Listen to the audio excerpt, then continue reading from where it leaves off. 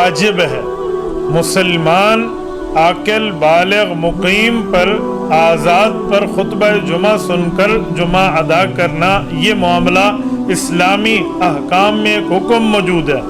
اسی لیے خطبہ جمعہ سننے کو واجب سمجھ کے اس میں شرکت کرنی چاہیے، اور خطبے کے دوران نہ بات کریں، نہ گفتگو کریں، نہ ٹہلیں، نہ چلیں، نہ پھریں، اور اس میں بالکل خاموشی سے رہیں۔ کوئی بولے تو اس وقت بھی اسے نہ سمجھائیں، بعد میں اسے سمجھائیں جب نماز ہو جائے۔ کوئی آدمی خطبہ جمعہ سے محروم رہا، نماز جمعہ کے فرائض میں پہنچ گیا، تو اس آدمی کے ذمہ فریضہ تو ساقط ہو جائے گا، یعنی نماز اس کی ہو جائے گی، بالکل اس کے ثواب میں کمی ہو جائے گی۔